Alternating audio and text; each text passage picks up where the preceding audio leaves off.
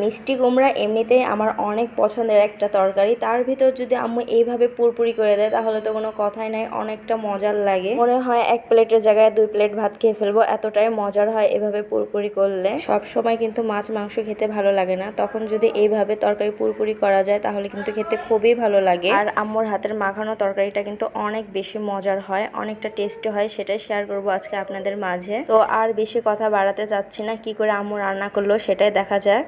আসসালামু আলাইকুম, সবাই কেমন আছেন? আলহামদুলিল্লাহ আমিও অনেক ভালো আছি আপনাদের দোয়ায়। তো ফার্স্টে আম্মু হচ্ছে মিষ্টি কুমড়া আর পানসা ডাঁটা দিয়ে নিচ্ছে একটা কুকারে। মিষ্টি কুমড়া আর পানসা ডাঁটাটা আম্মু সুন্দর করে কেটে ধুয়ে নিয়েছে, তারপর কিছু কচুর কাটি সুন্দর করে কুচি করে কেটে ধুয়ে নিয়েছিল, সেটাও দিয়ে নিল। আর মিষ্টি কুমড়া দিয়ে কখনো কচুর কাটির তরকারি খেয়েছেন? খেয়ে থাকলে কমেন্ট করে জানাতে ভুলবেন না কিন্তু। মিষ্টি কুমড়া দিয়ে পোশাক যেমন ভালো লাগে খেতে পুরপুরি, তেমন কিন্তু পানসা ডাঁটা দিয়েও খুবই ভালো লাগে। তো আম্মু ফার্স্টে লবণ দিয়ে নিয়েছিল স্বাদ মতন, তারপর আদা রসুনের বাটা, তারপর দিয়ে নিল হচ্ছে পেঁয়াজ সরিষা আর কাঁচা মরিচের বাটা, তারপর দিল হচ্ছে মরিচের গুঁড়ো, তারপর দিয়ে নিচ্ছে হলুদের গুঁড়ো, তারপর দিবে সামান্য পরিমাণ ধনিয়া গুঁড়া, তারপর দিয়ে নিচ্ছে 2টা তেজপাতা কুচি করে কেটে দিয়ে নিল সয়াবিন তেল যতটুকু দরকার, তারপর হচ্ছে হাতে মাখিয়ে নিবে।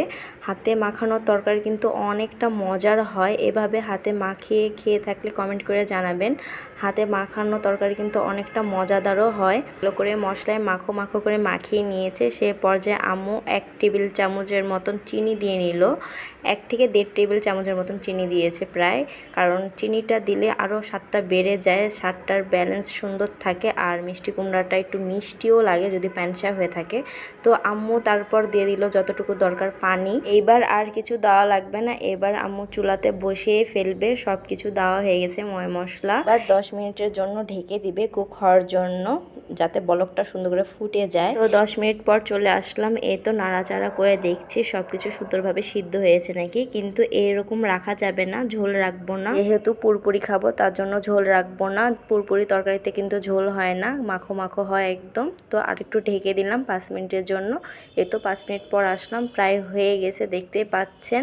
এখন নামিয়ে ফেলেছি। এবার হচ্ছে উপর দিয়ে ভাজা জিরার গুঁড়ো দিয়ে দিলাম, যাতে সুন্দর একটা সেন্ট বার হয়। দেখতেই পাচ্ছেন কত সুন্দর হয়েছে তরকারিটা, কতটা লোভনীয় হয়েছে, তাই না?